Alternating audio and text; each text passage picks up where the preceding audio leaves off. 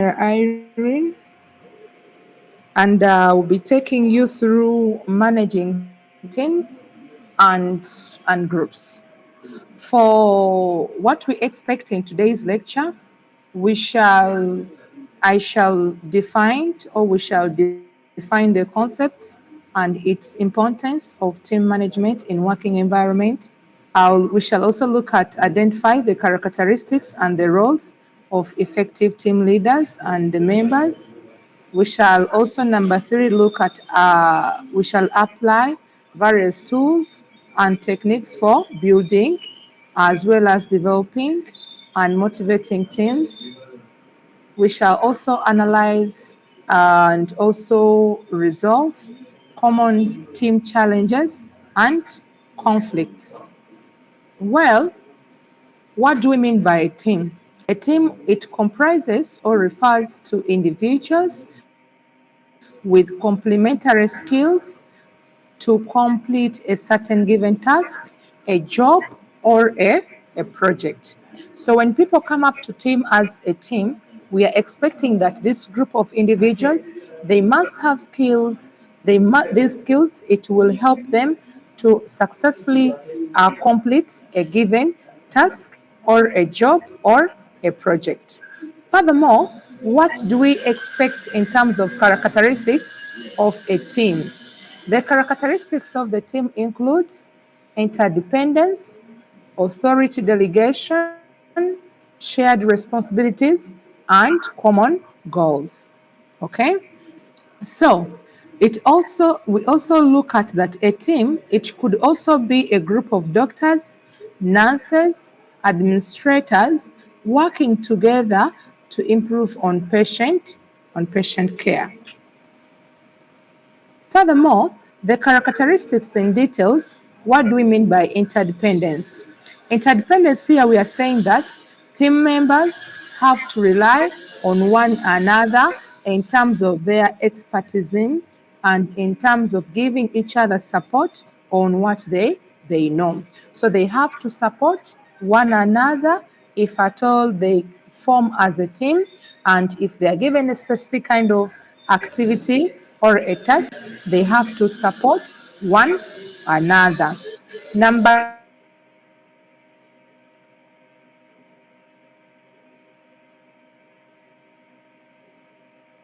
two, authority delegation. So and also look at the accountability and also look at the accountability for self-management. Okay? So look at the accountability for self-management. So they also share responsibility where everybody is responsible for the team's performance. Lastly, they share common goals. So all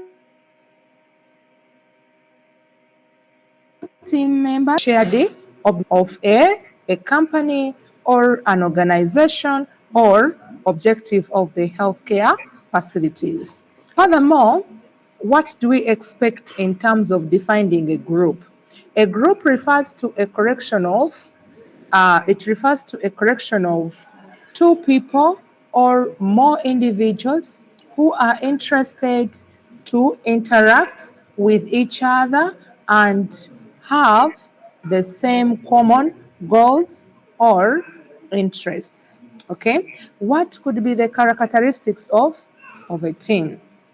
The characteristics of the team involves that they must have common values or goals, they must have little dependency, and they also must have no shared responsibilities or accountability. So a group's characteristics differs from what we looked at previously as a team. So further still, we shall also look at the team and group dynamics. What is it or what does it mean? So here it is the study of interactions within group contexts, and we expect that a team and a group, they need to explore how groups form, their structure, processes, and how they function as a unit. So, what could be the key elements of a team? One of it is that one of the key elements of the team is to we have formulation, we have structure, we have processes, and we have function as a unit. Okay? So, further still in details, we shall look at those key elements of forming a group. So, furthermore, what are the different types of a group, or what are the different types of a group that we have? Number one, we have what we call a formal group. In a formal group, it is where we are looking at specifically a group has to be selected and recognized to address specific objectives and challenges.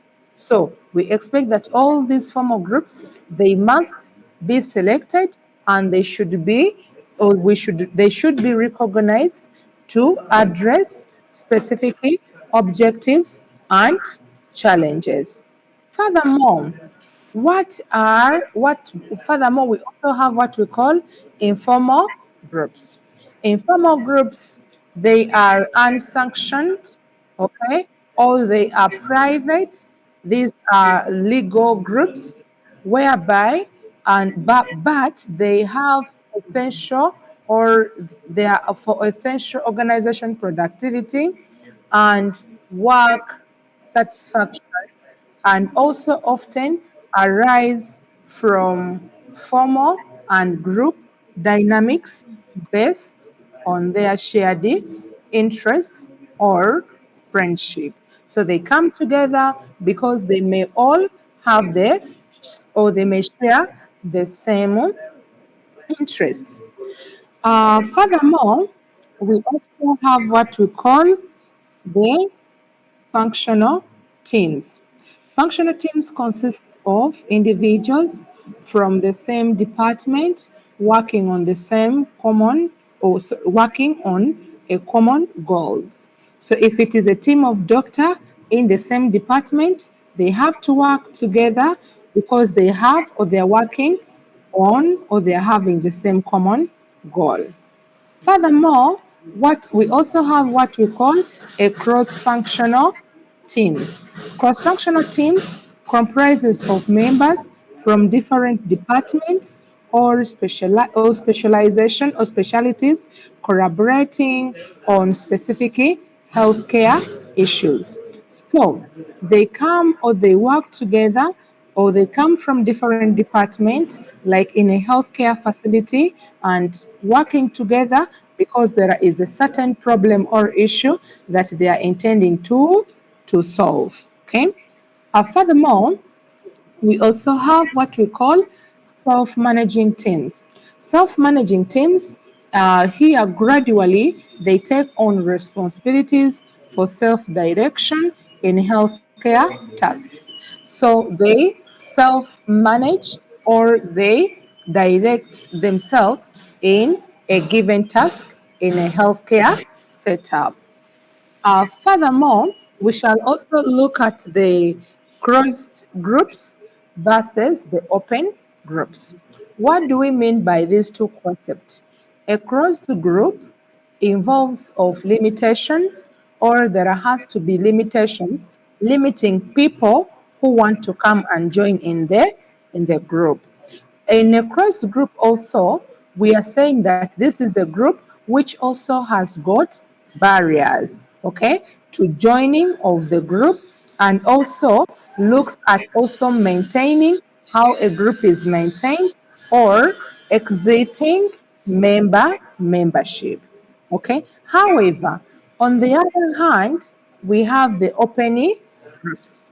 Open groups have got features of open membership, meaning that every person or an individual who is willing to come and want to be a membership can come and take part to be in that group.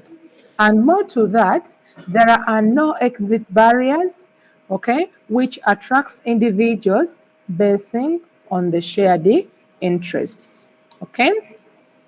Further still, what could be the stages of forming a group? According to Tuckman in year 1965 and up to year 1977, he refers or he elaborates for us that these are the different stages that one must take when we are forming a group. Number one, we have forming.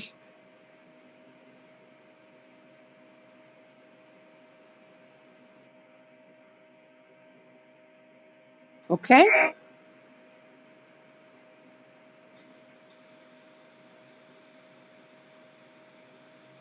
Number one, we have forming. So, what do we mean by forming? Forming, here we are looking at this is where we are looking at a team that it okay. Qualities are looks at that the task. Okay. Group members also try to avoid conflicts and also seek acceptancy as well as this.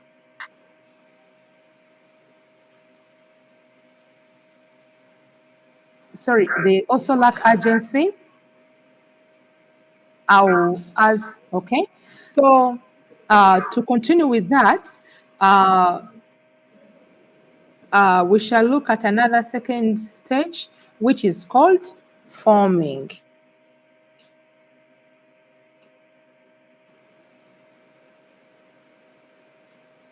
Okay, forming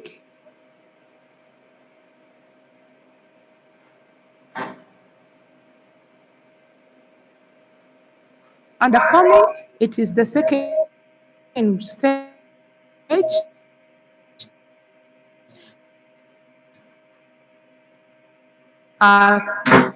according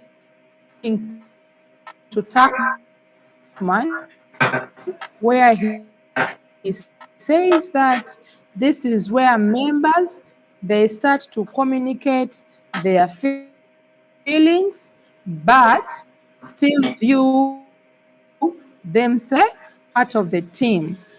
Okay, farming feel part of the team and realize that they can achieve work if they accept others' point of view. Okay, so all in norming, it is where a group share understanding of the roles, processes, and responsibilities. In the third stage, it is a stage which is called performing. Okay, under performing, the team works in an open and a trusting atmosphere where flexibility is the key and hierarchy is a little of importance. Further still, in performing, team also they have to highly be motivated to achieve a given task or its tasks. So in the last stage, it's what we call adjourning. Okay, in adjourning, this is where a team conducts an assessment of the year and also implements a plan for transitioning roles and recognizing members' contribution. Okay, further still, here, also in adjourning, the team disbands the team is either disbands either temporarily or permanently. And it also will look at the group dynamics that can also work backwards during this last stage. Okay. We also look at the factors that have to, we also look at the factors that include members entering and quitting, also involving tasks and tasks not getting done. Okay, so we also look at the flexibility in a group work. We are thinking about the effect of roles, assumptions, and behaviors on actions and outcomes. Okay, so further still, what could be the or what could be the successful measures that one can apply to have a successful healthcare teams? Okay, below are the steps that one can take to have a successful team. Number one, we have ambiguous expectation. Okay, so in ambiguous expectation, here we are saying that there has to be, we need to clearly define the expectations that have to be essential, for healthcare teams. Okay, so the healthcare professionals must understand their roles and, hello, Mr. Ivan,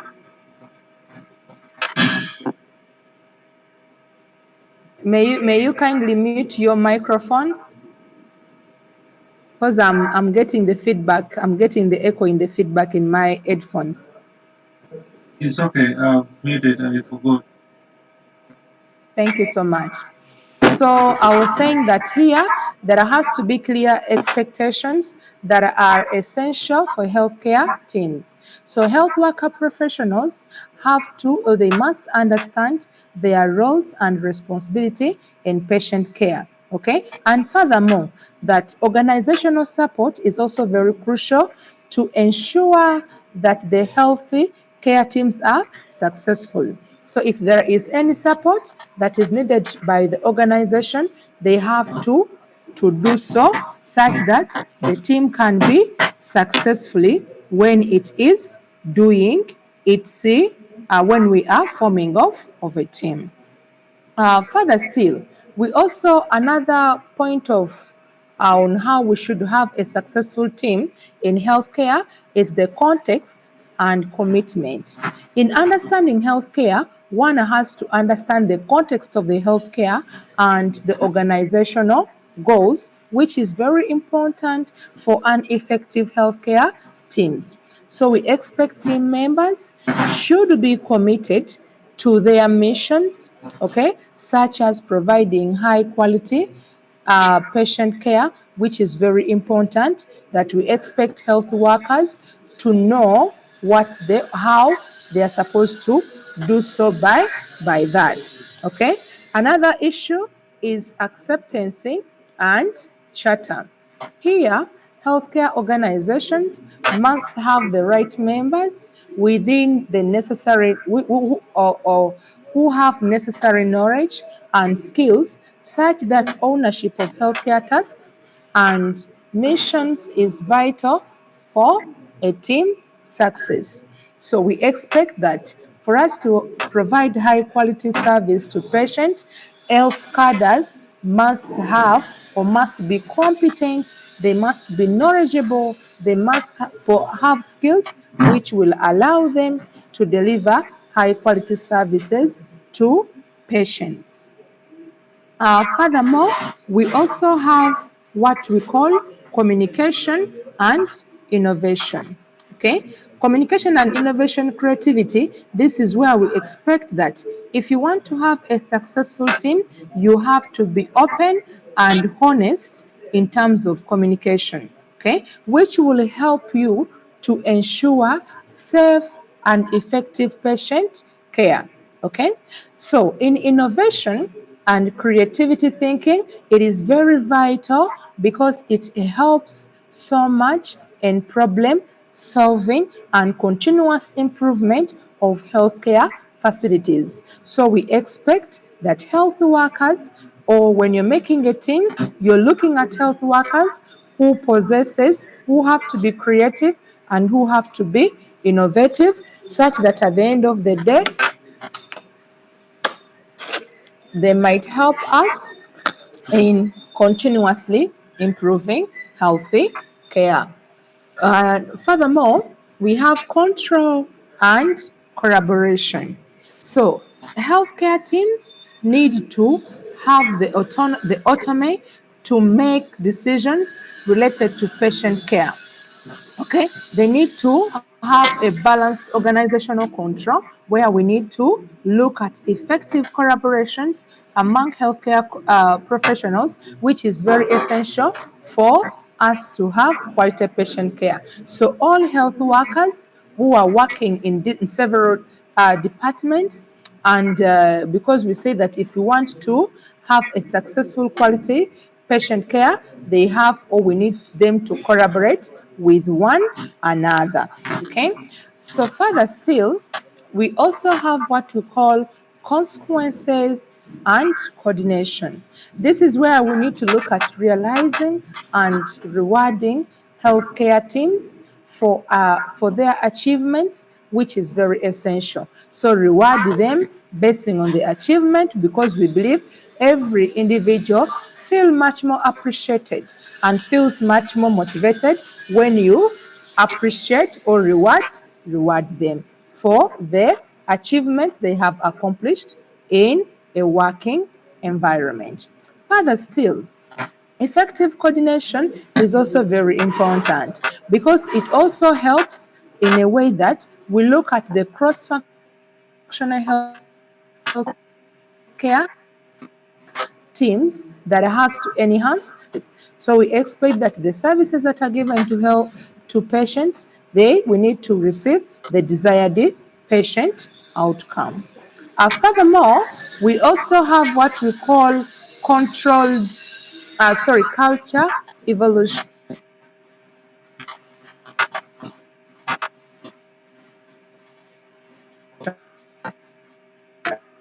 So with culture evolution, this is where we're looking at variety and empowering cultures. Okay, so with culture evolution, this is where we're looking at variety and empowering cultures. Okay, so for us to have a successful team, we are saying that organizations should adapt to support effective healthcare teams and also enhance patient care if at all we want to have a successfully team.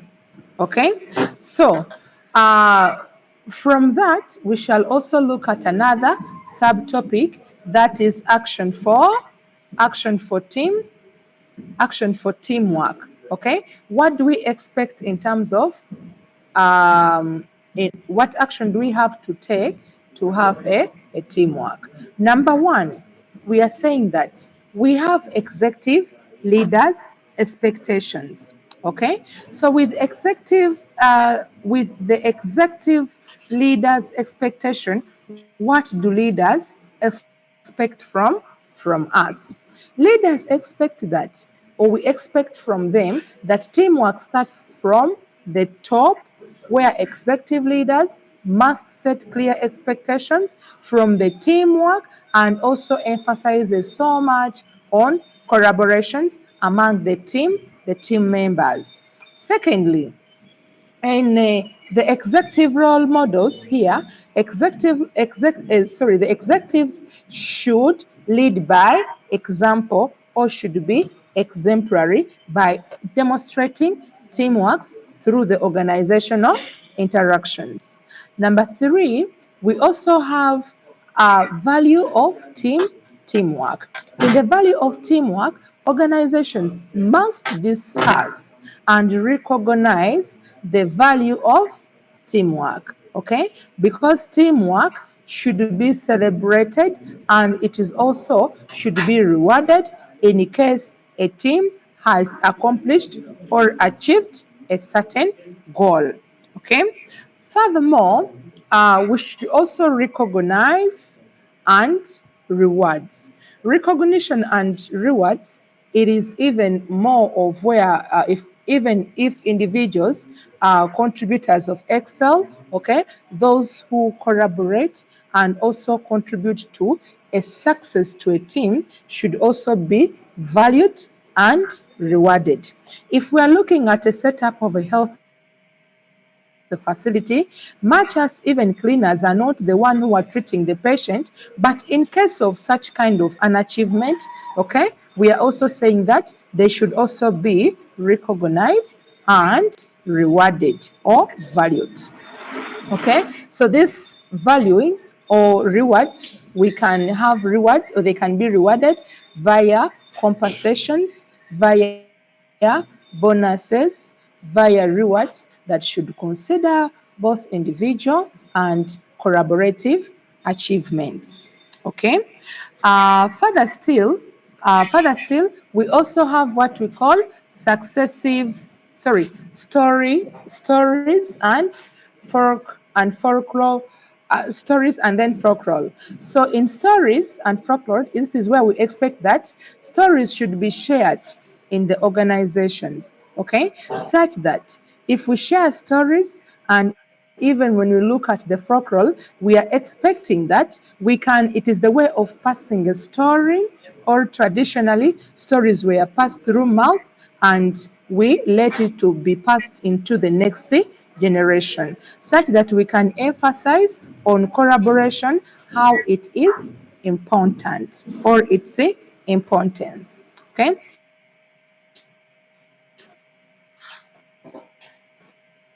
Furthermore, that teamwork in performance management. We need to emphasize on how teamwork in terms of performance, or if you want to manage performance in a working environment, because there is nothing that can be done if we don't work as a team. So teamwork has to be emphasized if at all we want to successfully manage the performance of activities in a given working environment.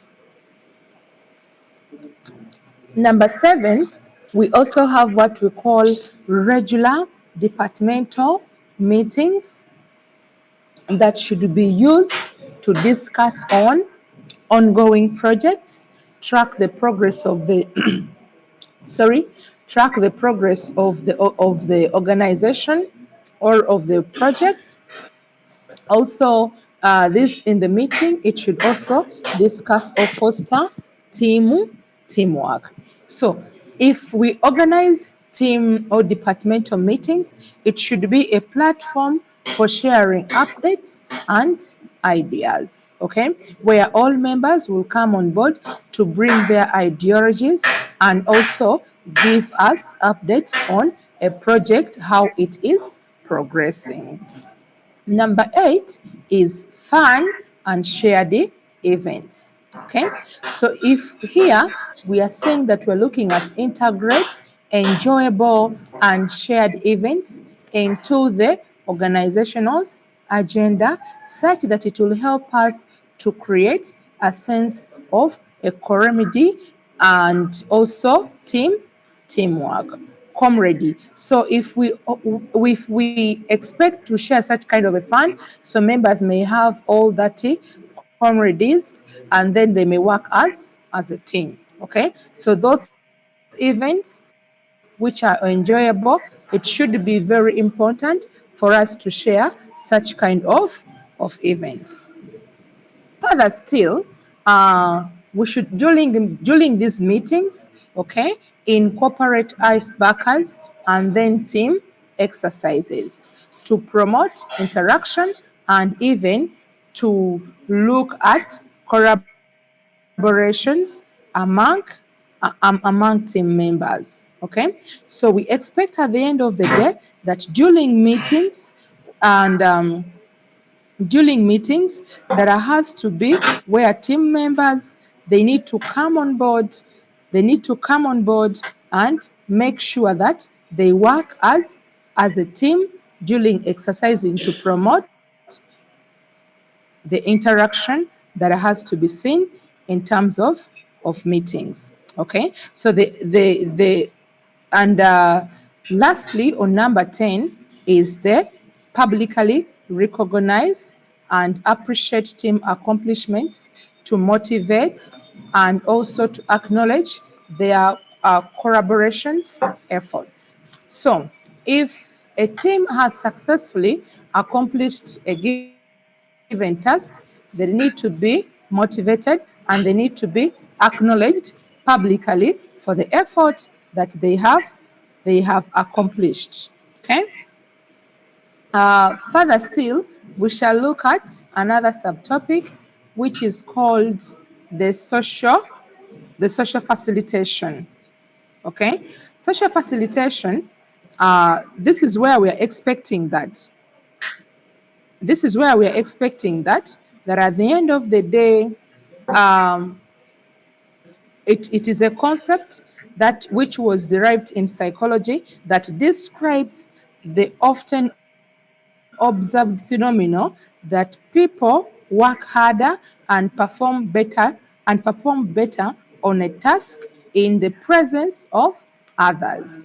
Okay, so the emphasis, or we are looking at the enhancement, which has to look at based on the performance in the presence of others, and also we look at the occurrence with a simple task or experienced performers that they have to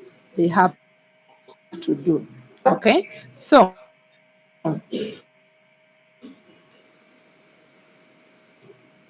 furthermore, still here, we are saying that the social facilitation is very important when we are looking at a group of individuals working in that way.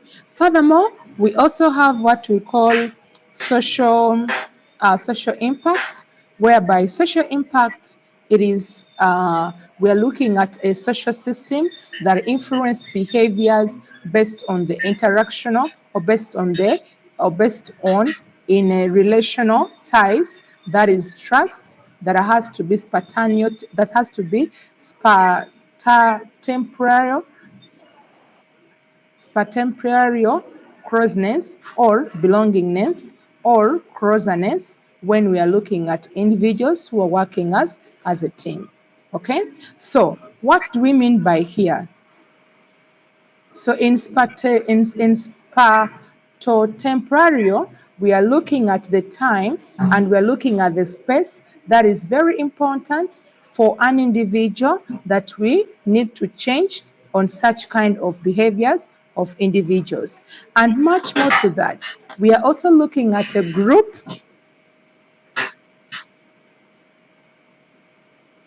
size versus. So furthermore, we need also to have what we call in social facilitation, we also have what we call social loafing.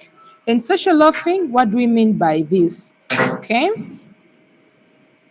social loafing, it is a concept whereby we expect a person exerting less effort to achieve a common goal when they work in a group than when they work alone. Okay, so this it is also seen as one of the main reasons as to why groups are sometimes less productive than the combined performance of their members working as a group.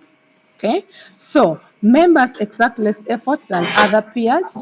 The diffusion of responsibilities plays a role here, and also variables affecting social roughing include culture, sex, and relationships.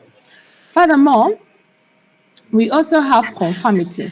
Conformity is necessary for an organizational harmony and it is also safety because too much conformity can lead to lack of resistance to breaches of law. And also, it also leads to ethical standards and then social responsibilities. For example, if a person or if a perception, let's say an example of a perception of a study where most participants confirm to be more confident incorrect answers. Okay, and further still, we shall look at a group. Okay, so what do we expect in group thinking? In a group thinking, it is the tendency to to maintain harmony at the cost of ignoring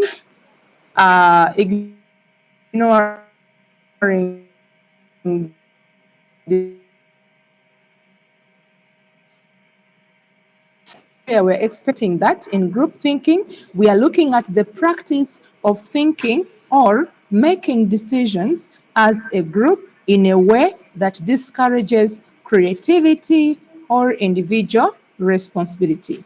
So, the fact that we need to know all is very simple that in group thinking, there are components of group thinking. Okay, we have in vulnerability, we have corrective realizations, we have pressure on others, we have we have self consensorship. Okay, so furthermore, we also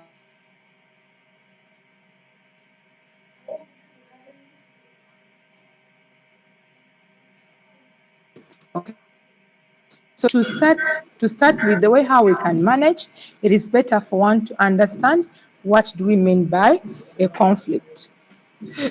A conflict refers to a serious disagreement or argument that has to be amongst two individuals. Okay? And if the disagreement has occurred, how can we manage the disagreements within a team?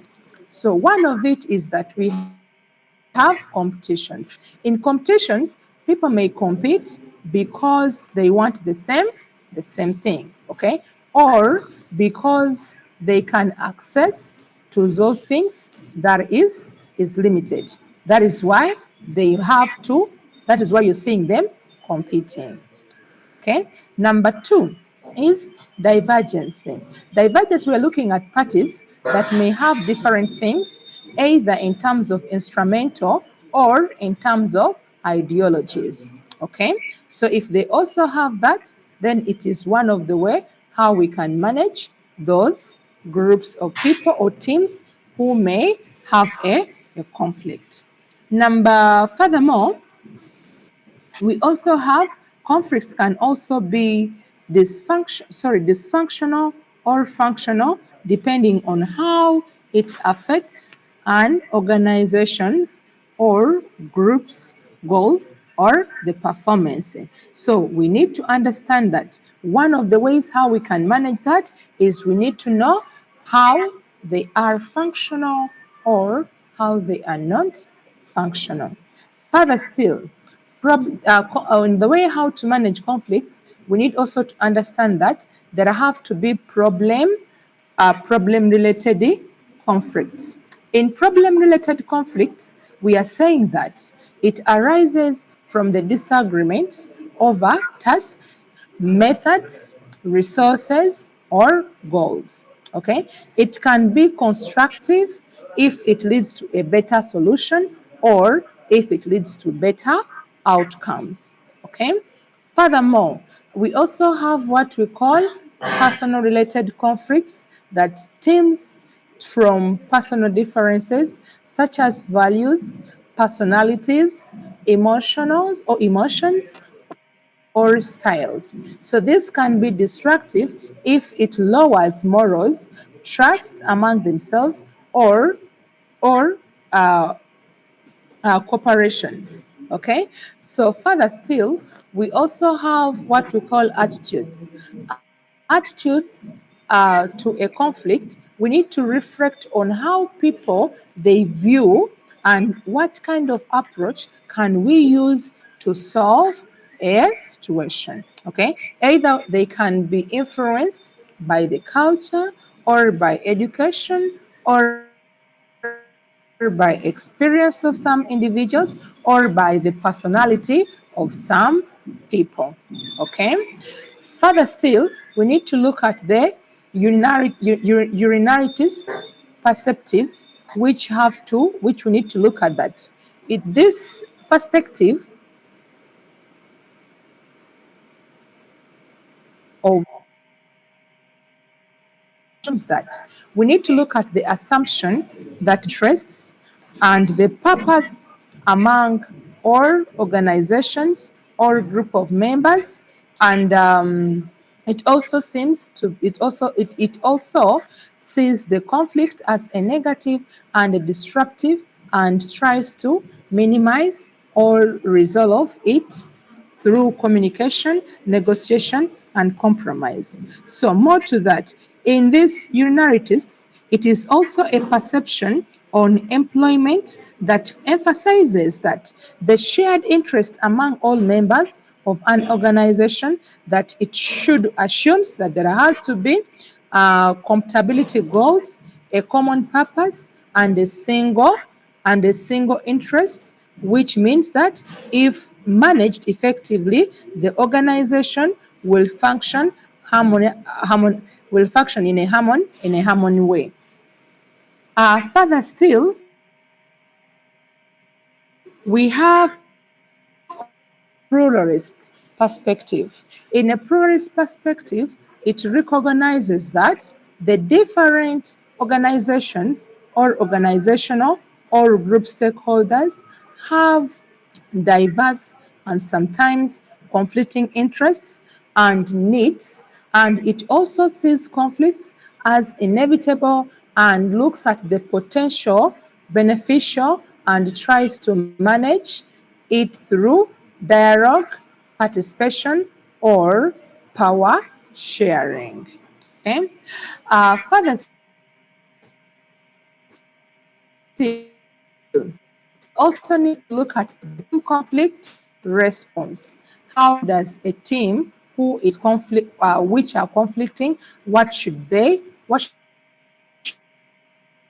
Responses are as the follows. Okay, we number one, we have what we call lose situation. Okay, in a lose situation or a lose, this is where we are saying that it is we are looking at avoidancy, where we need to look at escaping or ignoring the conflict without a resolution. Okay, so there is no way you can avoid a conflict, okay, or escaping from it, or ignoring from it. At the end of the day, the conflict, it has to be without a resolution. Number two, we have what we call a lose or win situation.